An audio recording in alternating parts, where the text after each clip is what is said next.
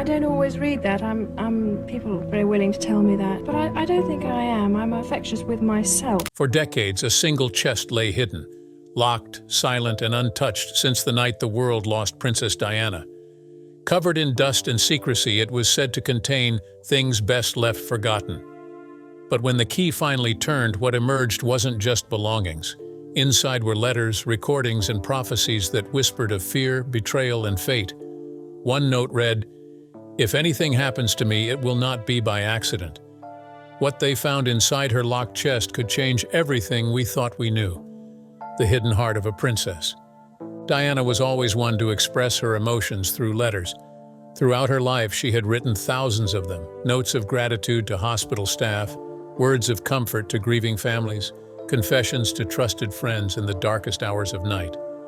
Her handwriting carried the weight of a heart that felt everything too deeply, that bruised at the slightest touch of cruelty, yet bloomed with fierce love for those she championed.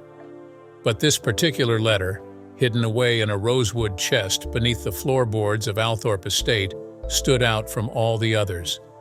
It was never meant to be found during her lifetime. It was written for a future she would never see. 26 years had passed since the world lost Princess Diana, yet her presence lingered in every corridor, every photograph, every carefully preserved memory. The Spencer family home stood as a monument to her life, a place where tourists came to remember the woman who had touched millions with her warmth and compassion. On a Tuesday morning in late October, 3 restoration workers arrived to repair water damage in the East Wing Library. Thomas Bennett, a man of 60 with calloused hands and patient eyes, had spent 40 years restoring Britain's historic homes. His assistant, Maria Santos, carried a toolkit that had belonged to her grandfather. The third worker, young apprentice James Hartley, had joined the crew only months before. None of them expected this ordinary day would crack open a secret that had been sleeping in darkness for decades. He knelt beside a section where the old oak planks had warped and split, revealing the stone foundation beneath. As Maria handed him a crowbar, something caught his eye. A gap, a hollow space that shouldn't exist. The first board came up with a groan of protest, then the second. By the third, Thomas's heart had begun to race with the peculiar excitement that comes from sensing history about to speak. James leaned closer, his young face illuminated by the beam of his flashlight. There, nestled in a cavity that someone had carved with deliberate care, sat a chest no larger than a hatbox. Its surface was covered in dust, thick as velvet, but underneath gleamed rosewood inlaid with mother of pearl. "Don't touch it," Maria breathed, her voice barely audible. She had seen enough in her years of restoration work to know when something mattered. The chest bore no lock at first glance, but as Thomas carefully lifted it free, they saw the initials: DFS Diana Frances Spencer. The letters had been carved before she became a princess, before the world knew her name, before everything changed. They carried their discovery to the estate manager's office in silence, each lost in private wonder. Margaret Winters, who had served the Spencer family for 33 years, went pale when she saw what they had brought. Her hands trembled as she reached for the telephone. Within 2 hours, the small office had filled with people who understood the weight of what lay before them.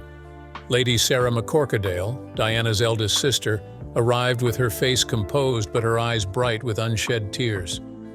"We should leave it closed," someone suggested, a lawyer whose name no one would later remember. "Whatever's inside belongs to the past. Let it rest." But Sarah shook her head slowly, her gaze never leaving the chest that had been hidden for so long. She knew her sister's heart. Diana had never been one to hide from truth, even when truth brought pain. "She wanted someone to find this," Sarah said quietly. "Otherwise, why hide it where restoration would eventually reach?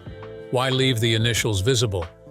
My sister was many things, but she was never one to waste a secret." Her fingers found the latch. It opened with a soft click that seemed to fill the entire room. Inside, the chest held a universe of forgotten moments. Letters lay stacked in bundles, each tied with ribbons that had faded from crimson to dusty rose. The paper felt fragile as butterfly wings, covered in Diana's distinctive handwriting. Those familiar loops and curves that had signed charity appeals and thank you notes now formed words meant for eyes that might never see them. The top envelope bore a single letter, M. Beneath the correspondence lay photographs that no newspaper had ever published.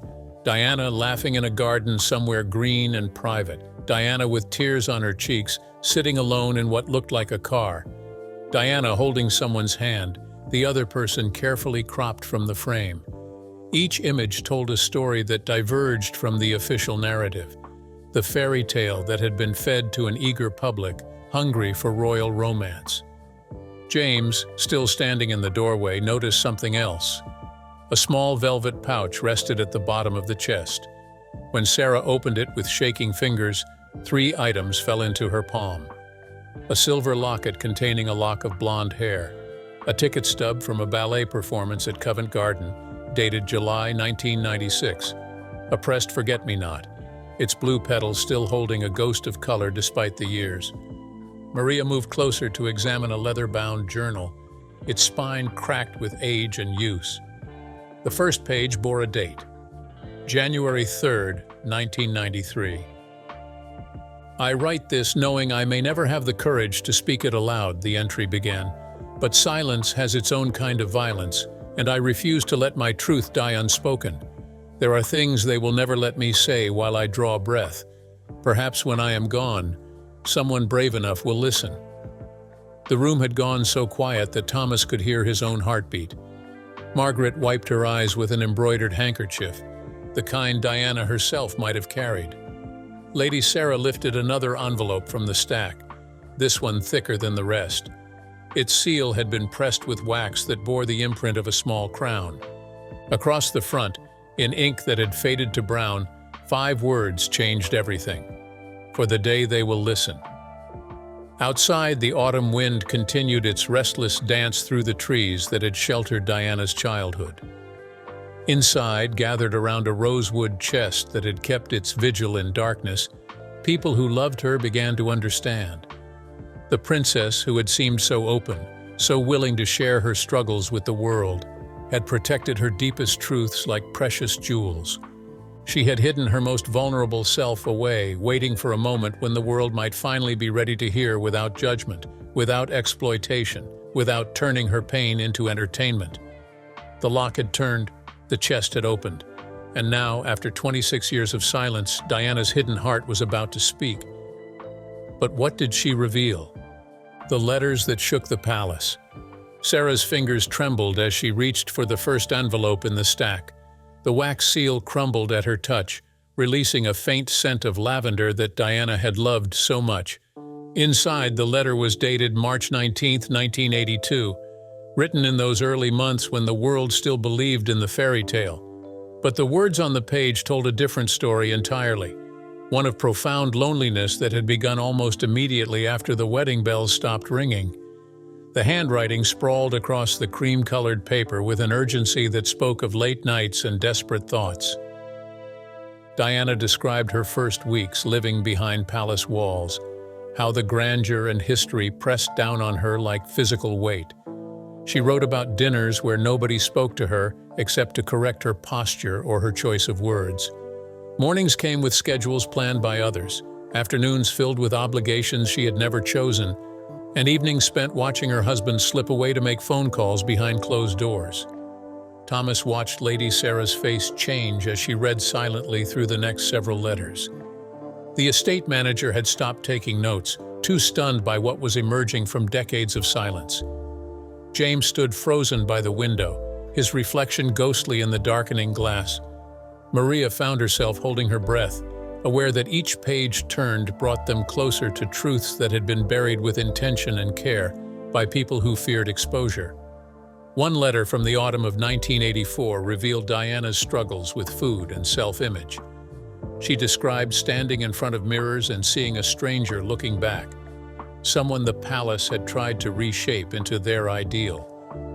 The constant scrutiny of her appearance had become unbearable. Every pound gained or lost made headlines. Every outfit was dissected by critics who seemed to forget she was human. She wrote about the relief she found in control, even when that control was destructive, even when it made her weak and hollow. But it was the letters about her marriage that carried the deepest wounds. Diana wrote about discovering the truth slowly, like watching storm clouds gather on a distant horizon. phone calls that ended abruptly when she entered rooms, weekend trips where she was not invited, gifts exchanged that were clearly chosen by someone who knew Charles better than she did. "I am not stupid," she had written in bold strokes that nearly tore through the paper. "I see what everyone pretends is invisible." Sarah paused at a letter dated July 1986 and looked up with tears streaming down her cheeks. The words on this page spoke of a conversation Diana had overheard, one that confirmed what she had long suspected but had hoped was paranoia. Charles had been speaking to someone on the telephone, his voice warm and tender in ways it never was with his wife. Diana described standing outside the door, listening to declarations of love that should have been directed at her, feeling her heart crack open like ice under pressure. The letters grew darker as the years accumulated. Diana began writing about feeling watched constantly, as though cameras were hidden in the wallpaper and microphones embedded in the furniture. She described finding her personal items moved or missing, discovering that her mail had been opened before reaching her hands, and noticing strange clicks on telephone lines when she tried to call friends outside the palace circle. Whether these fears were grounded in reality or symptoms of her deteriorating mental state, the terror in her words was undeniably genuine. Margaret finally spoke, her voice hoarse from crying. "Did we fail her?" she asked to nobody in particular. The question hung heavy in the air because everyone in that room knew the answer. The world had failed Diana Spencer. The institution had failed her. The people who should have protected her had instead participated in her isolation. And now, 26 years after her death, they were reading her testimony of that failure written in her own desperate hand. A letter from 1990 addressed to someone marked only as T contained information that made even Thomas, who had remained stoic throughout most of the reading, inhale sharply. Diana wrote about being told to stay silent regarding certain matters, about pressure applied through subtle threats and not-so-subtle warnings. She described meetings where men in expensive suits explained how scandals could be managed, how reputations could be destroyed, how even princesses could be made to disappear from public consciousness if they became too problematic. But the most disturbing letter emerged near the bottom of the stack. Written in 1996, it contained predictions that now seemed horrifyingly prophetic. Diana described her fears about what might happen if she continued speaking out, if she kept embarrassing the establishment with her honesty and her refusal to play by their rules. "They have ways of dealing with problems," she wrote in handwriting that shook across the page. The words that followed made Sarah drop the letter as though it had burned her fingers. James picked up the fallen paper and read aloud in a voice that cracked with emotion. The letter spoke of Diana's belief that accidents could be arranged, that cars could crash in tunnels where cameras mysteriously failed, that investigations could be controlled by people with power and motivation to hide the truth. She wrote that she was documenting everything, creating evidence that might protect her or at least explain what happened if protection failed. "Nobody will believe it was random," the letter concluded with chilling certainty. Maria crossed herself, though she was not particularly religious. The room had grown cold despite the heating system running. Thomas felt as though they had opened something more dangerous than a simple chest of memories. These letters were evidence of something larger and more sinister than romantic disappointment or mental health struggles. They suggested conspiracy, surveillance, and potentially worse. Sarah gathered all the letters carefully and placed them back in the chest. Her hands had stopped shaking, replaced by a steely determination that transformed her face. "The world needs to see these," she announced quietly. "My sister suffered in silence for too long. She left us this evidence so that someday, someone would have the courage to share her truth." Outside, the autumn wind had picked up, rattling the windows as though Diana's spirit was demanding to finally be heard after decades of enforced silence. The secret audio tape. Maria's hand brushed against something hard beneath the final layer of letters. She pulled back the faded velvet lining of the chest and discovered a small black cassette tape nestled in a hollow carved specifically to hold it.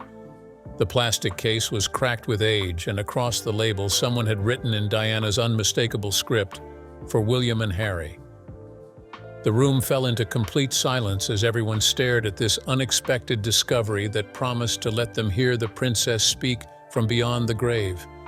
Thomas examined the tape carefully, turning it over in his calloused hands.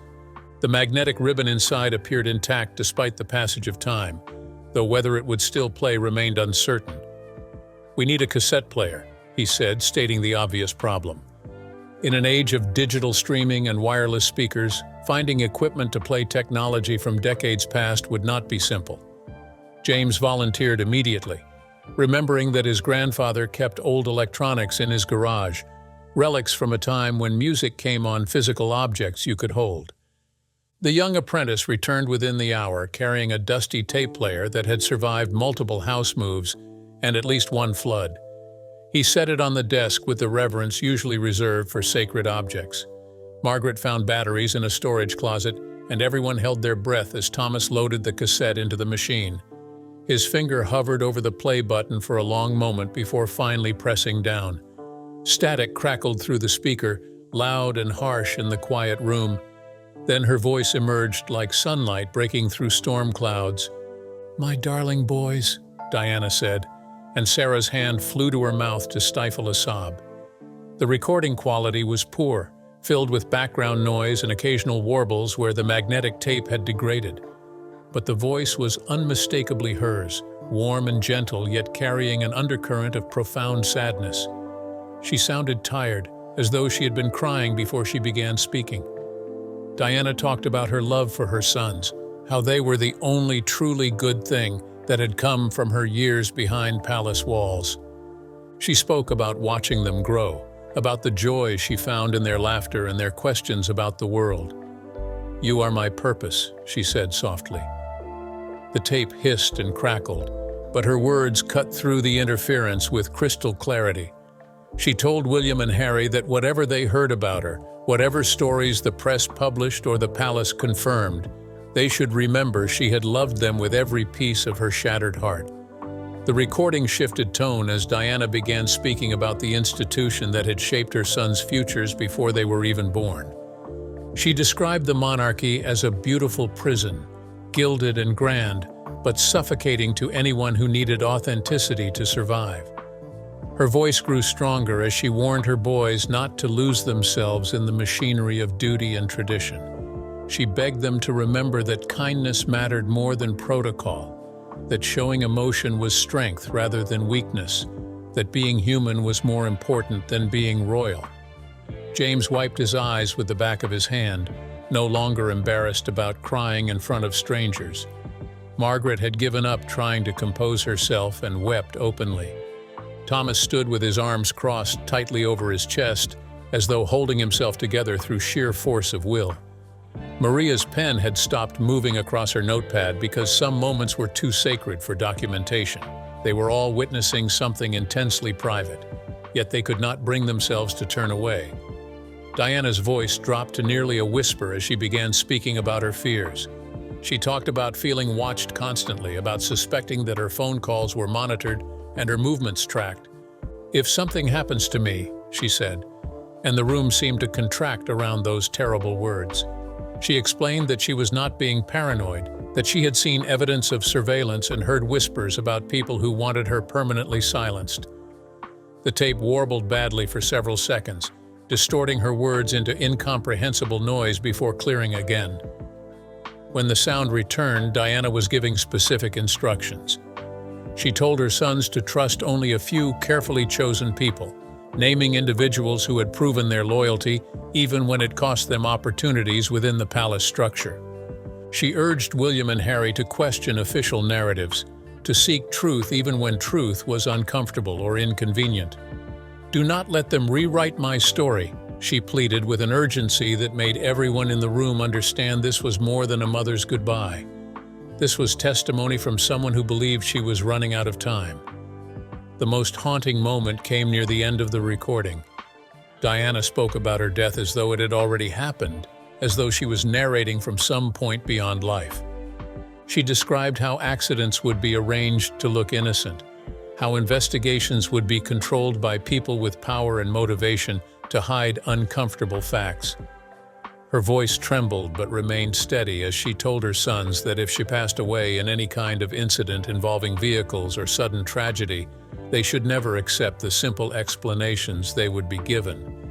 Sarah reached out and stopped the tape before it finished playing. She could not bear to hear more, could not survive listening to her sister predict her own death with such eerie accuracy. The silence that followed felt thick and oppressive, weighted down by revelations that changed everything anyone had believed about that night in Paris 26 years ago. Margaret stood and walked to the window, staring out at the estate grounds where Diana had played as a child, before palaces and paparazzi and prophecies of doom.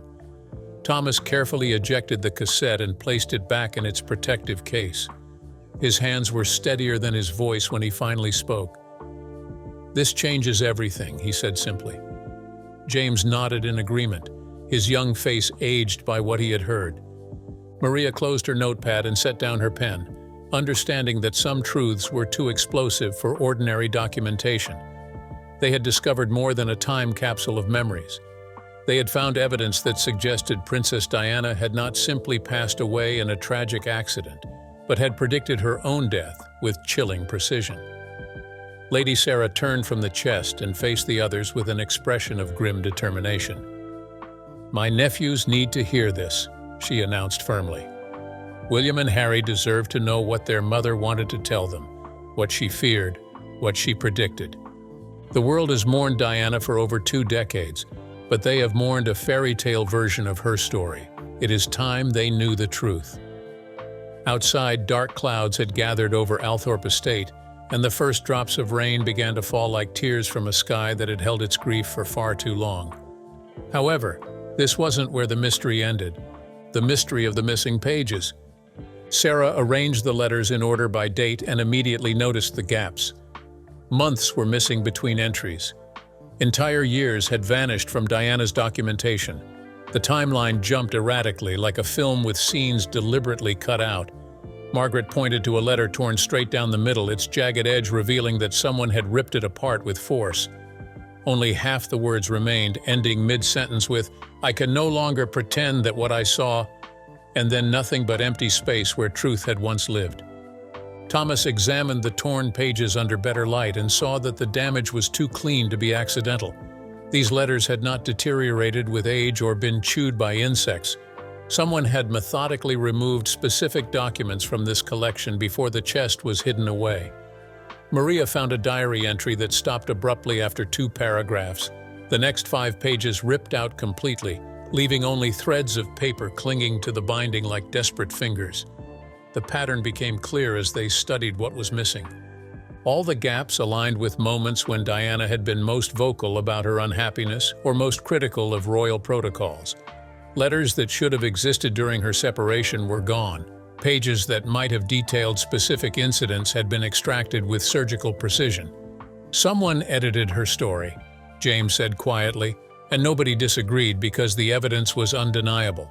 But one fragment survived the censorship, perhaps by accident or perhaps because its destroyer could not quite finish the job. The page was burned along 3 edges, blackened and brittle, yet the center remained intact. There, in Diana's unmistakable handwriting, were words that made everyone in the room go cold. "If anything happens to me, it will not be by accident." The sentence stood alone, stark and prophetic, written with such pressure that the pen had nearly torn through the paper. Margaret recognized those words immediately. After Diana's death, friends had come forward claiming she had said exactly that in private conversations. The media had dismissed these accounts as conspiracy theories or attention-seeking. But here was proof in Diana's own hand that she had feared for her life, that she had documented those fears, and that someone had tried to destroy the evidence by fire. Sarah held the scorched page carefully, understanding they were looking at something more than a letter.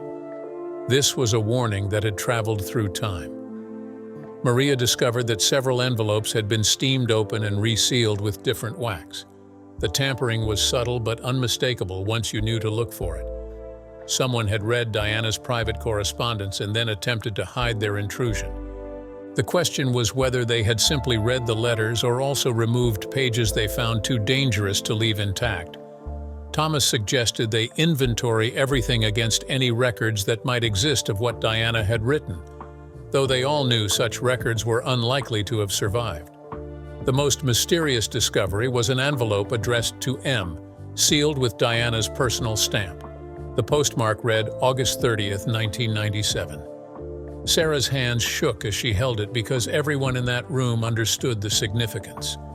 Diana had passed away in the early hours of August 31st. This letter had been written the day before her death, yet somehow it had never been delivered.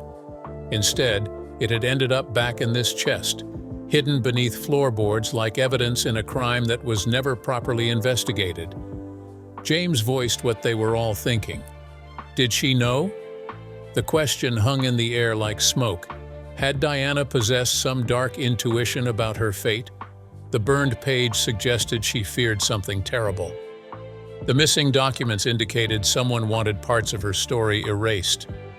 The sealed letter to M implied she had tried to get final testimony to someone she trusted before time ran out. All the pieces pointed toward a conclusion too disturbing to fully accept. Lady Sarah made a decision that would change everything. "We need to find M," she announced with quiet determination. Whoever this person was, they had been important enough for Diana to trust with her deepest secrets. The mysterious recipient of dozens of letters throughout the years might hold answers to questions the world had been asking for decades. Finding them would not be easy, but the unopened envelope from Diana's final day might contain information crucial to understanding what really happened in that Paris tunnel 26 years ago, the night she feared most. The final documents in the chest came from Diana's last weeks alive, and they carried a weight that made the air in the room feel difficult to breathe. Sarah unfolded a letter dated August 15, 1997, where Diana described feeling watched everywhere she went. Not the usual paparazzi attention she had learned to navigate, but something darker and more deliberate. She wrote about cars that followed her through London streets, always keeping the same distance, never coming close enough to photograph, but never falling behind. "They are not here to capture my image," she had written. "They are here to track my movements." Margaret read aloud from a diary entry made just days before Diana left for Paris. The handwriting was rushed and uneven, as though written in a moving vehicle or with shaking hands. Diana described plans to escape, to find somewhere she could live quietly away from cameras and palaces, and the machinery that had consumed her life. She mentioned wanting to take her sons somewhere they could be normal children, even if only for a weekend.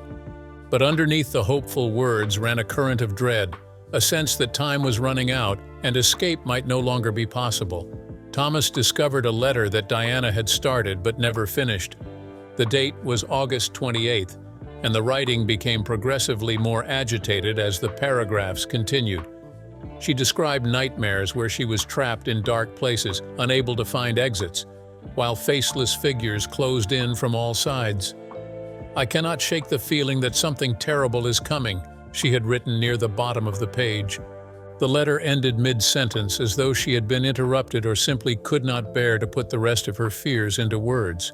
The details from her final days began to overlay themselves onto what everyone knew about that night in Paris. Diana had been trying to escape photographers, yes, but her letters suggested she had been running from something more than cameras.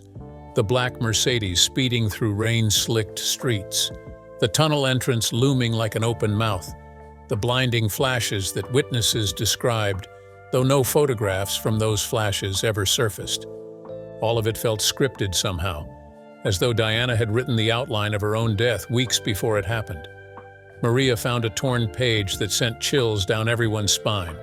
The fragment contained only a few lines, but they struck with the force of prophecy. "They watch, they wait, and when I am gone, they will tell you it was fate." The words were written in Diana's hand, but seemed to speak from beyond the grave, describing exactly how the world would react to her death. Accident, the official reports would say. Tragic fate brought on by reckless driving and aggressive photographers. Nothing more sinister than bad luck and poor judgment. James held up another discovery, his face pale in the lamplight. It was a newspaper clipping from early August about a car crash in another European city. Diana had circled the article and written in the margin a single word: how. The crash described in the article bore eerie similarities to what would happen in Paris weeks later. A high-speed pursuit, a tunnel, a vehicle that lost control for reasons investigators could not fully explain. Had Diana seen this news story and recognized it as a blueprint, or was she simply paranoid after years of feeling hunted? Lady Sarah unfolded what appeared to be the last thing Diana had written before leaving for France. The note was addressed to no one, or perhaps to everyone who would eventually read it. She spoke about her sons and her hope that they would remember her as someone who tried to do good in a world that often rewarded cruelty. She wrote about wanting peace, about being tired of fighting battles she could never win. "If I do not return," the letter concluded, "know that I loved deeply and lived as honestly as they would allow." The final item in the chest was something none of them had expected. Tucked beneath all the letters and photographs was a piece of sketch paper, yellowed with age. On it, Diana had drawn something in pencil with lines so light they were barely visible. Thomas angled it toward the lamp to see better, and the image gradually revealed itself. A tunnel, long and curved, drawn with shaky, uncertain strokes. The sketch was unfinished, with the far end of the tunnel disappearing into blank paper, as though Diana could not bear to complete it. Margaret pressed her hand to her mouth, recognizing the shape immediately from photographs she had seen in newspapers 26 years ago. The Pont de l'Alma tunnel. Diana had drawn it weeks before she passed away there. Whether it was premonition or simply her fears taking visual form, nobody could say.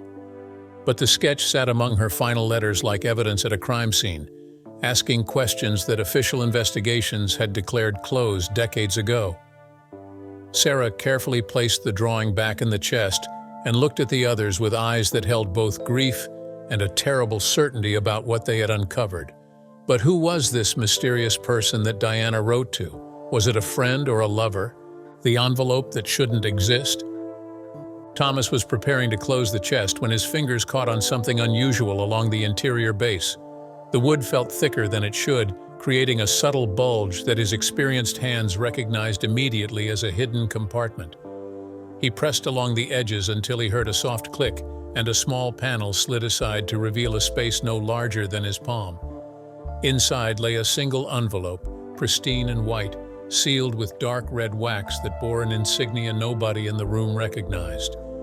Sarah lifted the envelope carefully, noting its weight and the quality of paper that felt expensive between her fingers.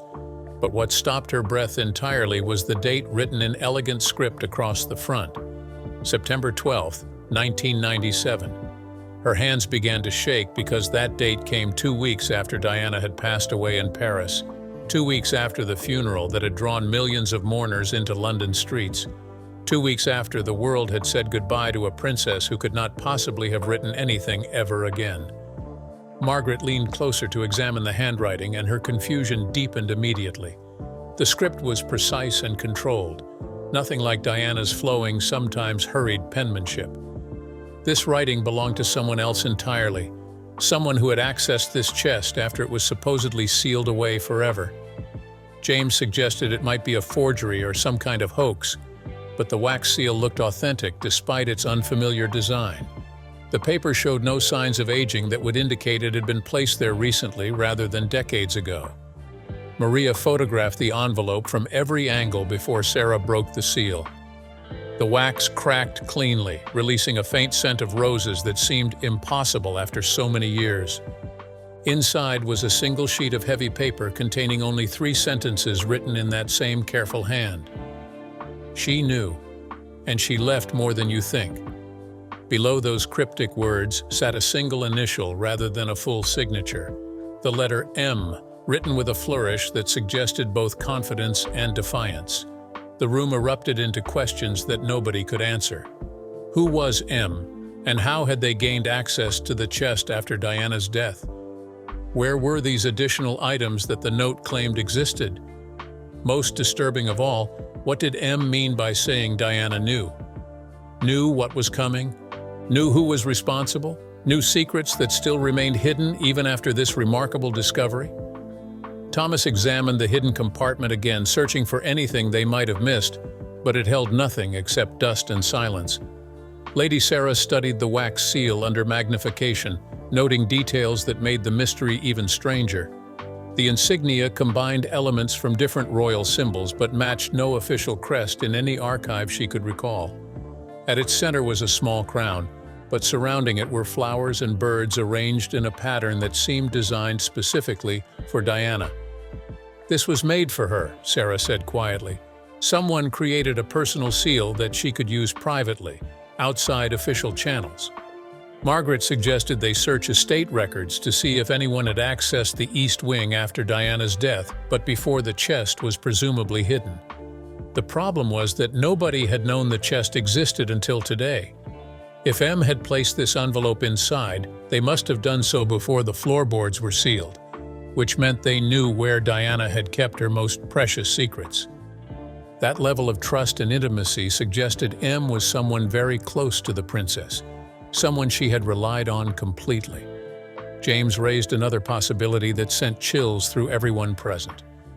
What if M had not just discovered the chest but had helped Diana create it in the first place? What if this mysterious person had been her confidant throughout those final years? The one who encouraged her to document everything, who promised to ensure her truth survived even if she did not. The note's phrasing suggested exactly that kind of conspiracy, a partnership between Diana and someone who remained hidden even now. Maria began researching the wax seal's composition to determine when it might have been made. Modern testing could reveal the age of materials and potentially narrow down the timeline of when this envelope was placed in the chest. But even as she made notes about scientific analysis, everyone understood that some questions might never find answers. M had clearly taken great care to remain anonymous, leaving only this tantalizing hint that Diana's story was even bigger than what they had already discovered. Thomas voiced the theory that was forming in all their minds. "What if there are other chests?" he asked. "What if Diana and M created multiple caches of evidence, hidden in different locations, ensuring that even if one was found and destroyed, others would survive?" The possibility transformed their discovery from an ending into a beginning. They had not reached the conclusion of Diana's testimony, but merely opened the first chapter of revelation she had arranged to unfold over time. Sarah placed the envelope from M alongside all the other items they had catalogued, understanding that this mystery within a mystery would drive investigations for years to come. Diana had left them fragments and clues, prophecies and warnings, all pointing toward truths that powerful people had worked hard to bury. And somewhere out there, perhaps still alive, was the person who had helped her. M remained a ghost, a signature without a name, a protector who had vanished into silence after ensuring Diana's voice would eventually be heard. The unfinished confession. Thomas lifted the velvet lining completely from the chest bottom and found something they had missed before. A thin folder lay pressed flat against the wood, so worn and faded that it had blended perfectly with the shadows. Across its cover, Diana had written 2 words in ink that had turned brown with age: Personal D. Sarah opened it with trembling hands to find pages filled with notes that read like evidence gathered for a trial that never happened. The first page listed dates and incidents that seemed random until you read them together. May 12, 1996. Strange clicking sounds during phone conversation with friend. June 3rd. Same car seen parked outside 3 different locations visited that day. August 9th. Private meeting discussed with nobody, yet flowers arrived the next morning referencing topics only mentioned in that meeting. Diana had been documenting surveillance, creating a record of how her life was being monitored by people who should not have had access to her private moments. Margaret turned to a page where Diana had underlined names repeatedly, pressing so hard the pen had torn through in places. Some names belonged to palace staff. Others were journalists known for their aggressive tactics. A few were completely unfamiliar, possibly code names or nicknames for people Diana did not want to identify directly. Beside each name, she had written dates and brief descriptions of incidents that suggested betrayal or manipulation. Told him nothing, but story appeared anyway, read one notation. But the most chilling discoveries came on pages near the back of the folder. Diana had written single words in large block letters, each one standing alone on otherwise empty sheets. Paris, plan, trap. The words felt less like notes and more like warnings she was leaving for whoever eventually found this collection. James photographed each page carefully, understanding they were documenting something that could reshape historical narratives about how and why a princess had passed away. The folded page was worn thin from countless openings, its creases ready to tear. Across it, Diana's handwriting grew larger and sharper with every word. When they tell my story, make sure they tell all of it. She warned that half-truths were more dangerous than lies, for they looked like honesty while hiding what mattered most. She wanted her sons to know everything, even the painful parts. Maria quickly realized the folder wasn't random. Each page was dated, each name tied to an event, each claim supported by something verifiable. This was no outpouring of emotion. It was evidence, carefully assembled by a woman who knew her fears would one day be dismissed. Diana wasn't just writing. She was preparing to be believed. Lady Sarah closed the folder, her voice barely above a whisper. This wasn't a keepsake box. It was a message. Diana hadn't hidden these pages to protect herself, but to ensure the truth would resurface when the world was finally ready to listen. Then came one last discovery, a narrow seam at the bottom of the chest, just visible in the dim light. Thomas pried it open to reveal a single sheet of paper, the ink fading, the words unfinished. Diana had written of love, peace, and burdens too heavy to bear. Then the pen stopped. If one day they find this, they'll know why I had to. The page ended there, the silence louder than any secret she never got to reveal.